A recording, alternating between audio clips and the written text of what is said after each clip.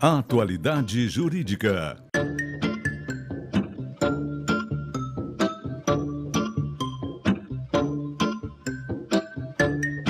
Com Odilon Garcia Júnior e Ivone Garcia. Estamos chegando com o nosso Atualidade Jurídica. E lembrando que o nosso país hoje vive uma das maiores crises que já se viveu nos últimos tempos. Para isso está conosco aqui o Dr. Alberto Rosman, que vai nos falar de crise e direito do trabalho. Evidentemente que a gente sabe o quanto é o número de desempregados nesse país. E evidentemente que tem que se fazer uma avaliação sobre o tema. Dr. Alberto, seja bem-vindo. E queria que o senhor falasse um pouquinho desse momento tão importante que a gente vive aí, de desemprego no país. O que a gente pode fazer nesse tema? Então, Arcio, essa é uma situação que ela transcende a realidade jurídica, uma situação social, uma realidade econômica, em decorrência dessa crise. E, de fato, nós vimos com certo crescimento, independentemente do aspecto político, que não é esse o objetivo da nossa conversa, né? E essa circunstância, ela vem refletindo, essa crise econômica, ela vem refletindo naturalmente nas relações de emprego, sobretudo porque o trabalho desempenhado, ele sempre vai depender de uma economia forte. Porque quando a gente enfrenta momentos como esse, são comuns essas demissões, justamente porque o empresário ele acaba tendo receio de manter uma estrutura com uma carga tributária pesada e uma crise logo ali em frente, quando não já totalmente inserido nela. Então, o que acaba acontecendo? Ele geralmente diminui, ele retrai e esse cenário gera o desemprego. Só que o desemprego ele gera um outro efeito, que a pessoa não recebendo, ela deixa de jogar dinheiro na economia e, consequentemente, esse ciclo ele não se fecha. E a crise ela tende a se potencializar muito por conta disso. Como disseste antes, o desemprego hoje ele alcança um número expressivo, como não se via já há algum tempo. É uma taxa que ela vem em crescimento. Doutor Alberto, na sua maneira de ver, quando começa uma crise, o primeiro setor que afeta é o desemprego, os empregados, são os empregados? Esse é um fato que a literatura jurídica ela mostra. Se fala muito na expressão que se socializa o risco, Sim. Ou seja, se divide o risco, mas não se divide o lucro. Essa é uma dúvida, naturalmente que aí vem a parte empregadora e a parte empregada, cada uma defendendo o seu ponto de vista, mas essa é uma afirmativa que ela, de certo modo, se verifica, ela se concretiza. É uma forma, quando a gente fala em diminuir custos, geralmente se fala em cortar gastos com pessoas. Então, isso acontece muitas vezes que algumas empresas têm de fato essa necessidade, outras não têm uma real dimensão da sua própria estrutura. Então, acaba acontecendo isso e acaba, consequentemente, toda a sociedade sofrendo com essa situação. Agora, quando o senhor fala em cortar gastos com pessoas, a gente não pode ver de uma outra forma que não seriam gastos com pessoas e sim investimentos em pessoas?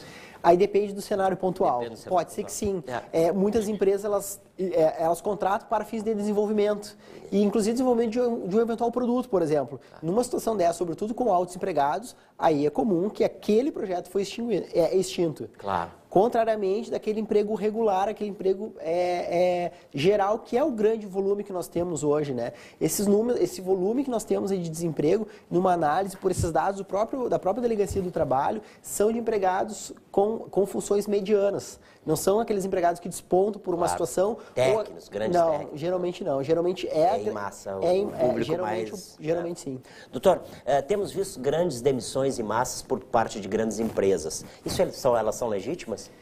Existe uma discussão muito forte com relação a essa questão da demissão em massa, porque ela não é, no Brasil, não existe lei que regule. No Brasil, nós temos a lei que regula a despedida individual. Então, por conta disso, novamente, como eu referi antes, existem pontos. O ponto de quem defende o interesse do empregador geralmente defende que sim, e o que defende o empregado geralmente defende que não, porque cada um existe uma contraposição do interesse e cada qual, naturalmente, sustenta o que lhe convém. O que acontece? Hoje, o Tribunal Superior do Trabalho ele vem pacificando o entendimento no sentido de que, como não há uma lei, como não há nada que explicite o que pode e o que não pode, ele exige um requisito, que esse requisito é uma negociação coletiva. E aí é um requisito interessante, porque ele é um requisito médio. Ele não houve uma tendência nem para o lado do empregado e nem para o lado do empregador. Então, o que ele busca? Que as partes se aproximem e consigam, de modo conjunto, contornar essa crise e manter aquele emprego. Porque a despedida em massa, ela tem um problema, que é um problema social. Aqui no Rio Grande do Sul, nós temos cidades, 10, 20 mil habitantes, que 10, 20% dessas pessoas trabalham em uma única empresa. Se 10 ou 20% trabalha nessa única empresa, a farmácia, o mercado, todo aquele comércio ao redor, geralmente em função daquele... geralmente ele atua em função daquelas pessoas. Então eu não estou unicamente tirando aqueles empregos. Eu estou muitas vezes afetando refletindo no geral. O aspecto social e econômico da cidade, Olha o que é só. grave. Não são cidades do interior, isso acontece muito. Não são raras as cidades fantasmas já no Brasil. Exatamente. Porque há esse aspecto de desemprego em massa, naturalmente há uma migração desses trabalhadores para outros locais. Doutor, e acontece muito isso nas empresas não terem condições de manter os seus funcionários. Elas podem se reajustar automaticamente? Acontece. Naturalmente, a análise focada em um lado e em outro é sempre muito perigosa. A análise tendenciosa. A gente sempre costuma defender a linha de que a crise, em raras vezes, ela vem do dia para a noite. Claro. Quando ela vem de longo tempo. Ela vem de longo tempo. Então, na verdade, o empresário ele não dorme com saúde financeira e acorda numa situação de quebra. Pode acontecer, mas não é o normal. Então, o que a gente defende, e que de certo modo o Tribunal Superior do Trabalho se manifesta também, é no sentido de que isso pode ser planejado. A pessoa pode verificar aquela situação de que nós estamos entrando num momento de crise. Ou um outro exemplo concreto dessa mesma cidade que usamos de exemplo. Muitas empresas dessas têm um cliente apenas. Então ela tem que estar preparada para que se ela perder esse cliente vai refletir nos contratos de emprego. Claro. Então ela tem que fazer uma programação, porque não basta ela falar, não tenho condições. Ela tem que se preparar para uma eventual possibilidade de não ter essas condições. Claro. Então é importante que se cuide e é importante, como a gente sempre vem sustentando, o planejamento. Tem que planejar, porque hoje nós vivemos num país, hoje ou sempre podemos dizer, sim, que é instável. Claro, então hoje o empresário ele é o herói da sociedade, ele consegue fazer isso, mas ele tem que se planejar para que dessa figura de empregador ele não se torne uma pessoa considerada um vilão da sociedade, porque não é isso. Evidente. Não existe essa situação. Existe uma pessoa que oferta, existe uma pessoa que assume os riscos, mas esses riscos são caros. E o problema é que é um capital humano, é um produto muito caro. Então tem que ter esse cuidado. O ser humano tem que ser tratado bem diferente. Com certeza.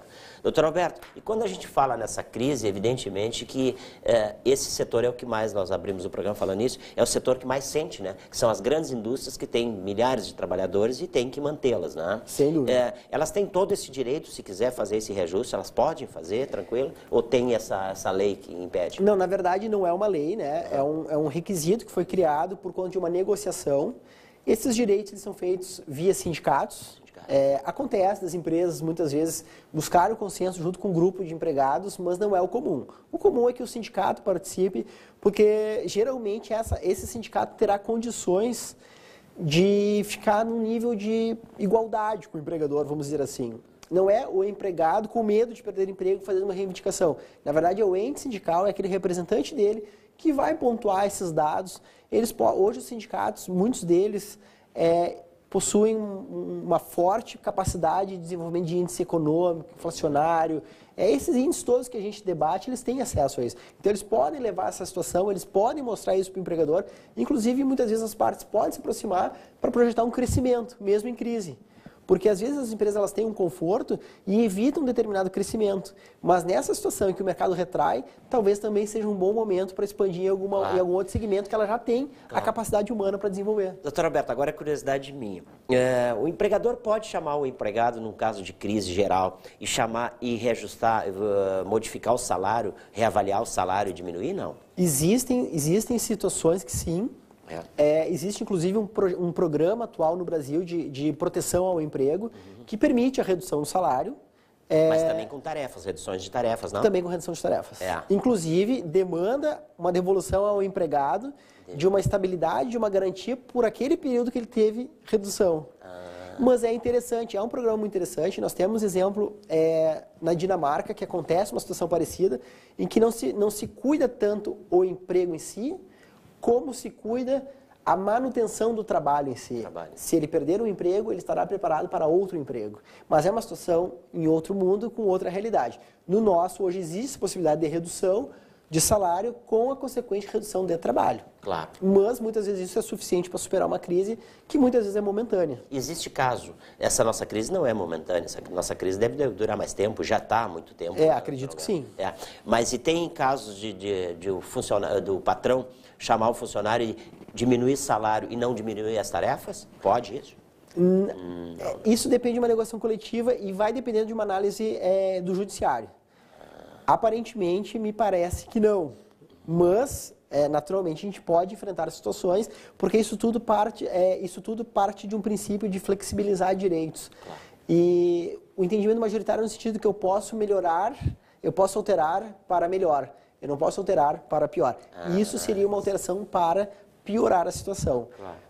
Hoje, na literalidade da lei, não. Mas, no momento de crise, é possível... Até para não perder o emprego. É possível que se sensibilize o judiciário nesse sentido. É uma situação muito nova ainda, que num primeiro momento, como eu disse, num primeiro momento eu não posso causar um prejuízo.